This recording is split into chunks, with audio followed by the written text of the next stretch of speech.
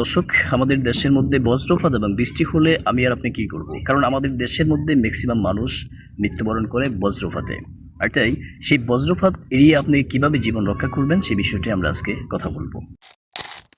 প্রথমে আপনাকে যে কাজটা করতে হবে সেই কাজটা হচ্ছে, বজ্রপাত হলে অবশ্যই আপনাকে মাথায় রাখতে হবে আপনি খোলা জায়গা পরিত্যাগ করতে হবে। খোলা জায়গায় যত দূরত্ব আপনি থাকবেন তত আপনি নিরাপদে থাকবেন। আর যদি আপনি খোলা জায়গার মধ্যে আপনি থাকেন, তাহলে যে কোনো সময় যে কোনো মুহূর্তে আপনার গায়ে বজ্রপাত এসে পড়তে পারে।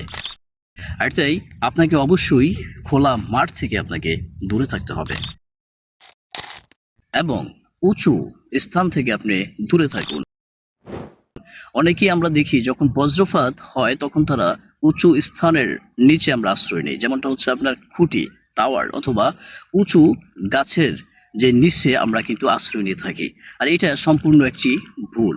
তো এটা করা থেকে সম্পূর্ণ বিরত থাকুন, কারণ উঁচু স্থান থেকে যত দূরে থাকবেন তত আপনি নিরাপদেই থাকবেন।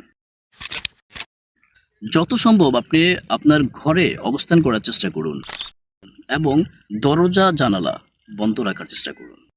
বজ্রপাত হলে টিভি, ফ্রিজ, কম্পিউটার, ল্যাপটপ এবং ইলেকট্রনিক্সের যে ডিভাইস সেগুলো স্পর্শ করা থেকে বিরত থাকুন এবং আপনি পানি, পুকুর এবং নদী নালা এগুলা থেকে দূরে থাকুন।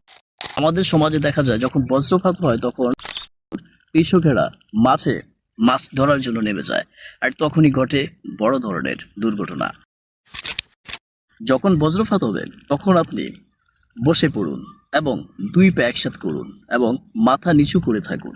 কখনোই মাটিতে শুয়ে পড়বেন না, তাহলে হয়ে যেতে পারে বড় ধরনের দুর্ঘটনা। দর্শক, এই মেসেজটা হচ্ছে গুরুত্বপূর্ণ একটি মেসেজ, আর এই মেসেজটা জনস্বার্থে শেয়ার করার জন্য আহ্বান রইল। সবাই ভালো থাকবেন, সুস্থ থাকবেন। পরবর্তী ভিডিও দেখতে আমাদের চ্যানেলে চোখ রাখুন। ধন্যবাদ।